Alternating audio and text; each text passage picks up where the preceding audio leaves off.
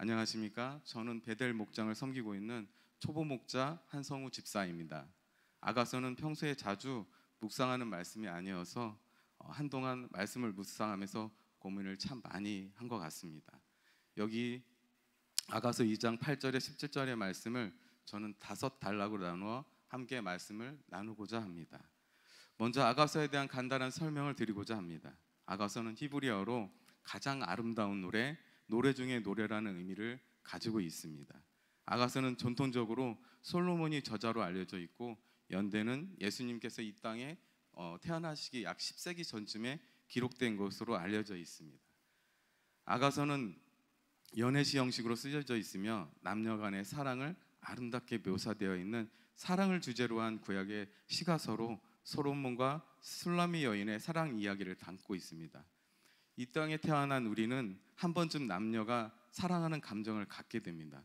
누군가를 진심으로 사랑한다면 우리는 그 사람의 목소리를 듣기를 원하고, 또한 그 사람과 함께하기를 원합니다. 오늘 본문의 문장 자체는 신랑과 신부의 사랑 이야기를 듣는 것처럼 보이지만, 이는 신랑 되신 예수님과 신부인 우리 교회와 성도와의 관계를 보여주고 있습니다. 이 시간 본문을 통해서 우리 모두는 주님의 부르심에 어떻게 반응해야 되는지를 문단별로 함께 생각해 보았으면 좋겠습니다. 첫 번째 문단은 8절에서 9절로 신랑이신 예수님의 음성을 들으라고 말씀하십니다. 8절입니다. 내 사랑하는 자의 목소리로구나. 보라, 그가 산에서 달리고 작은 산을 빨리 넘어오는구나. 신부는 멀리서 들려오는 신랑의 목소리를 듣고 있습니다. 신랑은 작은 산, 즉 장애물을 뛰어넘으며 신부를 통해 달려오고 있는 모습이 묘사되어 있습니다.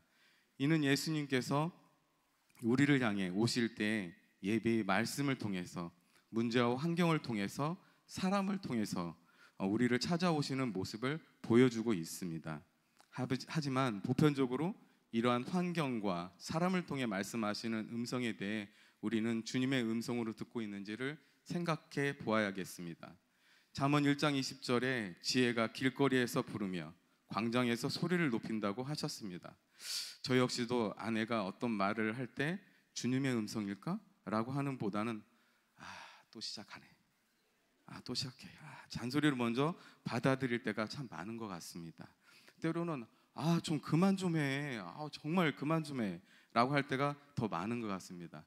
사실 저와 아내는 차이가 참 많이 나는 것 같아요. 저는 예를 들어 치약을 밑에부터 이렇게 짜서 쓰고, 조금 쓰고 이렇게 딱 세워놓는 스타일입니다. 수건은 이렇게 딱 쓰고 나면 축축하니까 이렇게 탁탁 털어서 이렇게 넓혀서 이렇게 펼치는 그런, 좀 약간 저만의 어떤 틀이 갖춰져 있는 그런 사람입니다. 근데 아내는 치약을 쓸 때 가운데를 콱, 그리고 팍 덮여서 놓습니다. 그러면 저는 오면서 지금까지는 계속 이렇게 보고 다시 짜서 놓고 이렇게 세워놓고, 수건 막 이렇게 뒤집어져 엉망이 있으면 눅눅하잖아요. 그러면 좀 찝찝하잖아요. 그래서 이렇게 쭉 펼쳐서 이렇게 놓는, 이게 평상시에도 그렇게 해왔었는데 어느 날은 이런 적이 있습니다. 너무 마음에 안 드는 거예요. 치약도 확 젖어 있지, 눌러서 투덜투덜하면서 세워놨고, 또 어느 날은 이게 수건이 이렇게 막 뒤죽박죽 엉망이 돼 있는 거예요. 그래서 아내가 쓰고 나간 다음에 그 수건이 너무 좀 펼쳐서 좀 놓지, 이렇게 얘기를 했더니 아내가 그냥 자기 편한 대로 한다라식으로 이렇게 가는 거예요. 나도 모르게 이 수건을 들어서 바닥에다 이렇게 확 이렇게 내버렸던 상황이 발생이 된 거예요. 근데 하나님께 아내가 저한테 이렇게 지나가면서 하는 말이, 그래, 승질대로 살아라 이러고 그냥 지나가는 거예요. 근데 순간적으로 저희가 이렇게 보고만 해서 훈련을 받았잖아요. 순간적으로 그런 생각이 드는 거예요. 이게 승질대로 살다간 안 되겠구나. 이게 하나님의 음성으로 순간적으로 들리는 거예요. 그래서 바로 회개를 하고 바로 수건을 들어서 사탈 털어가지고 이쁘게 이렇게 걸어놓고 나온 적이 있습니다. 그렇습니다. 우리가 훈련을 이렇게 받아야 하지만이 이러한 상황과 이런 환경과 이런 목소리에 우리가 반응할 수 있는 것 같습니다.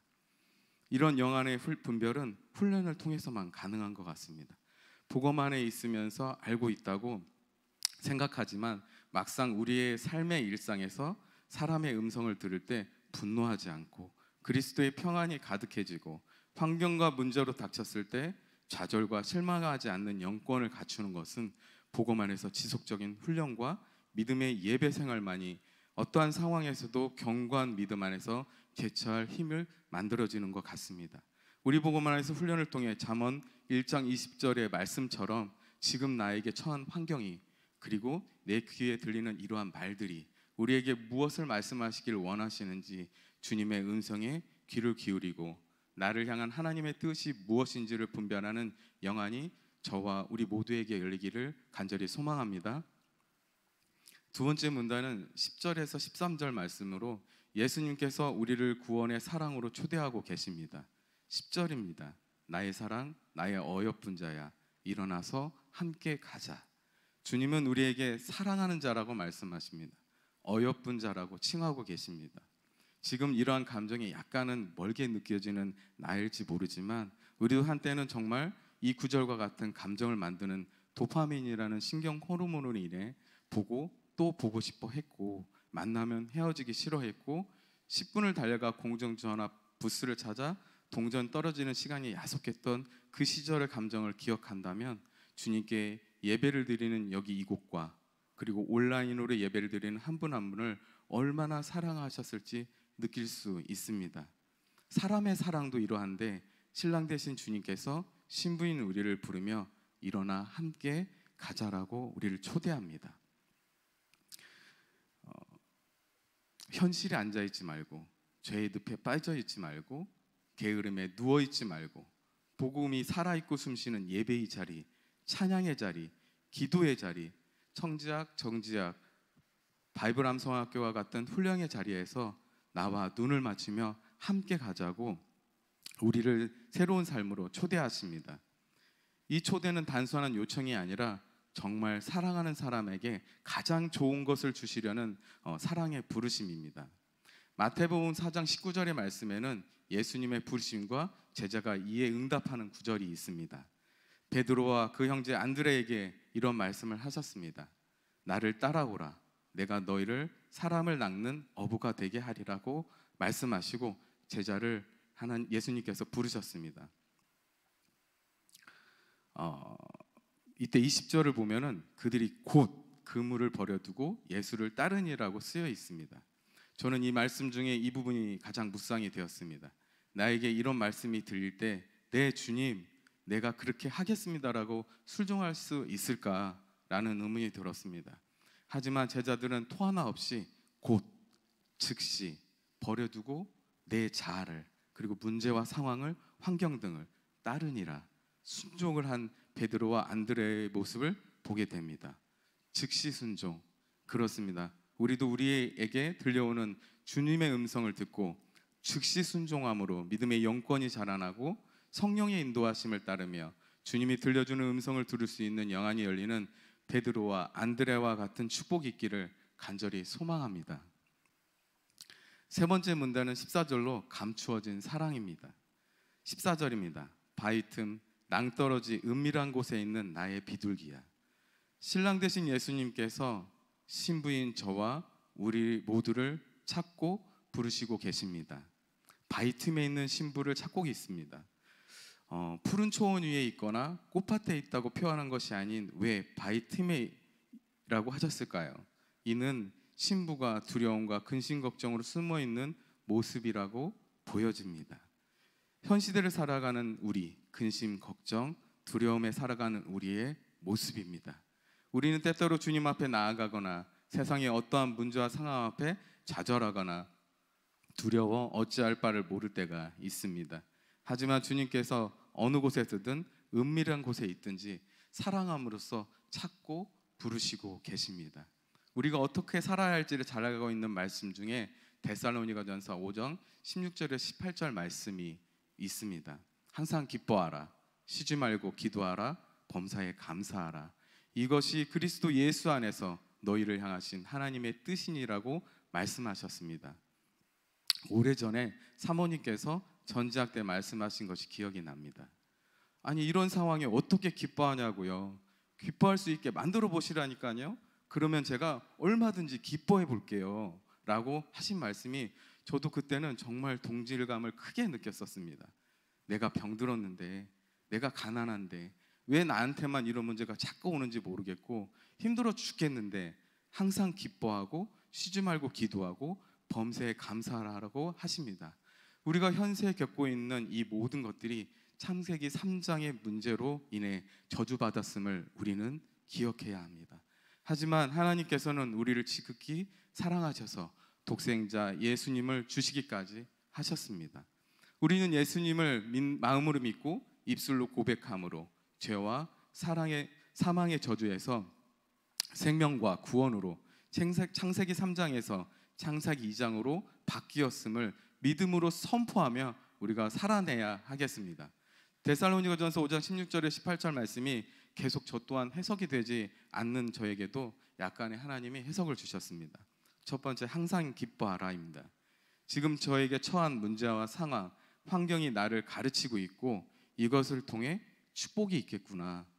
어떤 축복이 나를 기다리고 있게 이토록 힘들고 괴로울까? 축복을 주실 것에 대한 기도와 믿음입니다. 마태복음 28장 20절에 이것을 증명해 주는 말씀이 있습니다. 내가 세상 끝날까지 너희와 항상 함께 있으리라 하셨습니다. 항상 함께 하신다고 말씀으로 못 박아 확증해 주셨습니다. 이 말씀을 두고 우리는 항상 기쁨으로 나아가기를 소망합니다. 두 번째는 쉬지 말고 기도하라입니다. 아니, 이렇게 심각한 상황에서 기도가 돼? 기도하면 돼? 뭔가 A 플랜, B 플랜, C 플랜 이런 내가 뭔가를 해야 되는 거 아니야? 하지만 주님은 쉬지 말고 기도하라고 하십니다. 이는 역으로 생각해 보면 쉬지 말고 기도하라 하신 건 하나님께서도 우리의 기도를 쉬지 않고 들으시겠다는 말씀으로 저에게는 들렸습니다. 멋있게 길게 기도하는 기도를 드시는 하나님이 아니십니다. 어떠한 곳에서든 내 상태가 어떠한 상태든 들으십니다. 기도가 나오지 않는다면 그냥 신음만 해도 되고 너무 힘들면 울기만 해도 됩니다. 한숨이 나오면 한숨이 쉴 때 주님은 우리의 기도를 들으십니다. 제가 좋아하고 자주 따라 불렀고 재능도 없고 능력도 없던 제가 3년 전 2부 찬양단을 처음 시작할 때 불렀던 주만 바라볼지라는 CC의 찬송 중에 이런 가사가 있습니다. 하나님 인자한 귀로서 언제나 너에게 기울이시니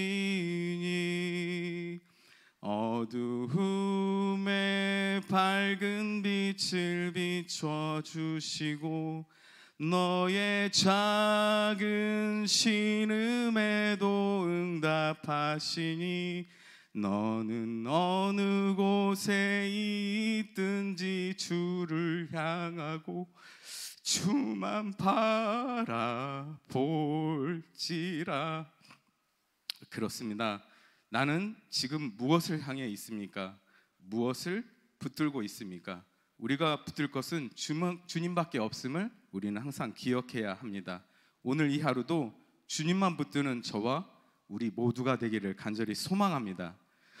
세 번째는 범사에 감사하라입니다. 범사는 모든 것을 뜻합니다. 감사일 뿐만 아니라 그렇지 않은 일에도 감사해야 하는데 문제를 만났을 때 감사하기라는 건 쉽지 않습니다. 하지만 하나님께서 이 말씀을 하신 것을 역으로 다시 한번 묵상해 보면 내가 모든 것을 책임져 줄게 라는 하나님의 말씀으로 들렸습니다. 모든 것에 창조 주시고 주관자 되시는 분, 몸은 죽여도 영혼을 능히 죽이지 못하는 자를 두려워하지 말고 오직 몸과 영혼을 능히 지옥에 멸하실 수 있는 분, 마태복음 10장 28절에 하나님께서 책임져 주신다면 우리가 감사하지 못할 일을 없다고 믿습니다. 최근에 저는 어떤 상황 또는 깜짝 놀랄 상황, 그래서 분노가 치밀어 오를 때 저는 이 속으로 저희가 이렇게 외치는 말이 있어요.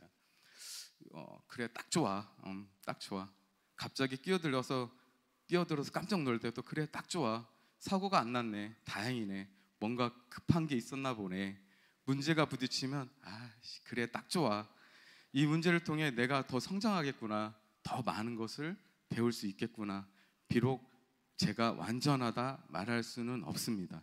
하지만 복음 안에 거한다는 게 미처 몰랐던 삶 속의 복음이 하나씩 심겨지고 때가 참에 열매로 나타나 점점 더 복음화가 되어져 가는 저와 우리 모두가 되기를 축원드립니다. 네 번째 문단은 15절로서 작은 여우를 조심하라입니다. 15절입니다. 우리를 위하여 여우 곧 포도원을 허는 작은 여우를 잡으라. 포도원은 사랑의 상징입니다. 열매와 결실의 장소입니다. 작은 여우는 포도원을 망치는 장애물입니다. 이것은 우리의 신앙과 주님과의 사랑을 방해하는 것들을 의미합니다. 우리의 신앙을 해치는 작은 여우는 무엇이 있을까요? 바쁜 일상을 통해 인해 기도와 말씀 생활에 소홀함이 있을 수 있고, 세상의 유혹과 죄가 있을 수 있고, 혹시나 예배의 자리에 왔는데 다른 생각이나 근심 걱정을 하고 있지는 않은지, 또는 내 귀에 들리는 말에 속아 시험에 들어서 그러한 삶 가운데 살고 있지는 않은지, 이런 것들을 생각해 보아야겠습니다. 이러한 여우를 내 생각과 주변의 환경에서 쫓아내야 합니다. 사실 무엇보다 더 큰 여우가 있습니다. 그것은 주님보다 다른 것을 더 사랑하는 마음입니다. 잘 아시겠지만 출애굽기에는 하나님께서 모세를 통해 우리에게 10가지 지켜야 될 것을 주셨습니다. 바로 10계명입니다. 1에서 4계명은 하나님을 사랑하고 5에서 10계명은 이웃의 사랑입니다. 그 중에서 20장 3절에 가장 첫 번째로 우리에게 주신 계명은 너는 나 외에 다른 신을 내게 두지 말라 하셨습니다. 마태복음 6장 21절에도 우리를 너무 잘 아시는 말씀이 있습니다. 내 보물이 있는 그곳에 내 마음도 있느니라 하셨습니다. 지금 나의 보물은 무엇이고 어디에 있으며 어디를 향해 있는지 한 번쯤은 깊이 묵상해 보아야겠습니다. 우리 모두는 매일같이 삶 속에서 이 작은 여우를 경계하고 주님과 관계를 더욱 깊이 만들어야 합니다. 우리의 마음이 있는 그곳은 말씀에 물이 흐르고 깊은 기도로 주님과 대화하며 예배와 찬송이 넘치는 되는 곳이기를 간절히 소망합니다. 마지막 문단은 16절에서 17절로 신랑을 기다리는 신부입니다. 16절입니다. 내 사랑하는 자는 내게 속하였고 나는 그에게 속하였도다. 요한복음 15장 7절에 너희가 내 안에 거하고 내 말이 너희 안에 거하면 이라는 말씀이 기억나게 했습니다. 신부는 신랑과 관계를 확신하며 그를 기다리는 모습입니다. 저와 우리는 신랑 되신 예수님을 진짜로 기다리고 있습니까? 마태복음 24장 30절에 그날과 그때는 아무도 모르고 오직 아버지만 아신다고 말씀하십니다. 신랑 되신 주님은 반드시 우리에게 오십니다. 다시 오실 재림의 믿음과 신앙이 없다면 우리의 믿음은 거짓이고 허망하기까지 합니다. 다시 오실 선지자요 제사장이요 왕이신 예수님을 기다리는 믿음으로 우리는 오늘도 살아가야 합니다. 그렇다면 우리는 어떻게 살아가야 될까요? 레위기 11장 44절은 우리에게 말씀하십니다. 나는 여호와 너희의 하나님이라. 내가 거룩하니 너희도 몸을 구별하여 거룩하게 하고 땅의 기는 길짐승으로 말미암아 더럽히지 말라고 말씀하십니다. 이 구절은 예수님께서 이스라엘 백성에게 거룩한 삶을 살 것을 명령하시는 말씀이십니다. 이 시대를 살아가는 우리, 예수님을 기다리는 신부인 우리에게 너희는 구별하여 거룩하라고 말씀하십니다. 세상과 신앙의 양다리를 걸치지 말고 거룩하고 깨끗한 신앙을 믿음으로 기다릴 것을 하나님이 말씀하십니다. 여러분, 내가 사랑하는 사람이 나 아닌 다른 사람을 놓고 양다리를 걸친다면 어떨지 생각해 보셨습니까? 난리는 6.25 이후에 이런 날이는 없을 것입니다. 용서가 되지 않을 것이며 다시는 얼굴도 보기도 생각하기도 싫을 것입니다.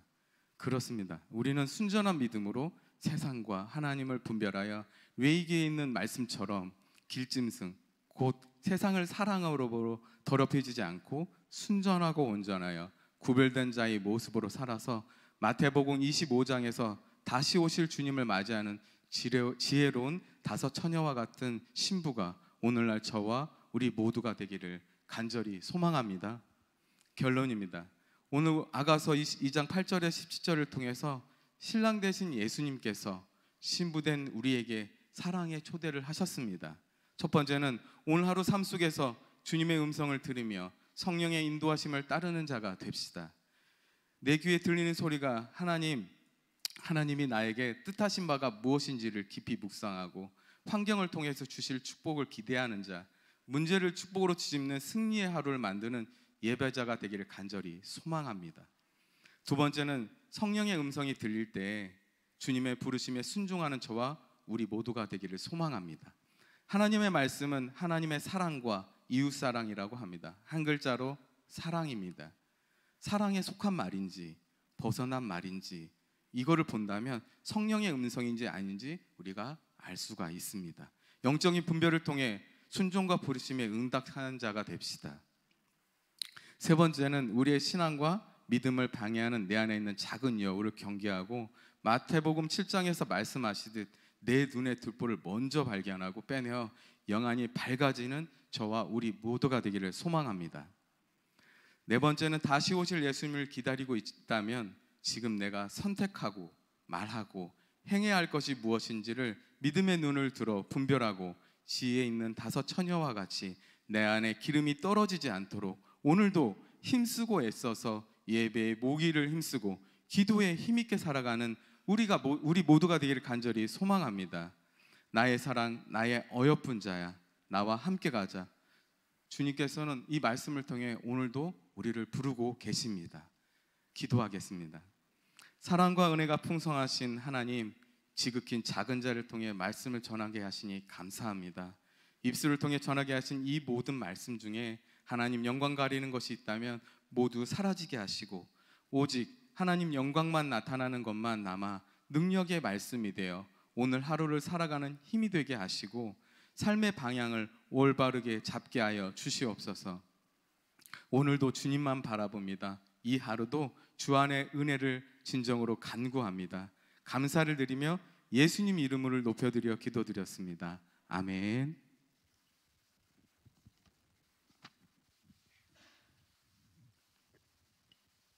예, 감사합니다. 우리 귀한 집사님, 우리 귀한 하나님의 언약의 말씀을 잘 전해주셔서 감사를 드립니다. 우리 집사님에서 기도해 주시고 한성호 집사님, 그리고 그의 부인 되시는 분은 신미경 권사님, 그리고 아들은 한예성, 한예지 두 남매를 두고 있습니다. 우리 집사님은 안수 집사 회장님으로 섬기고 있습니다. 오늘 목자의 삶, 남성들의 삶의 서밋은 목자의 삶이 바로 가장 정상이에요. 그 정상에 올라서 아름답게 섬기는 모습 하나님 기뻐 받으실 것을 믿습니다. 우리 예물을 위해서 기도하고 또 여러분 이따 기도할 때 가족을 위하여 또 집사님을 사역을 위하여 기도 부탁드리고 특별히 영혼적으로 강건하고 또 승리하도록 또 건강의 복을 달라고 기도해 주시기를 바랍니다. 기도하겠습니다.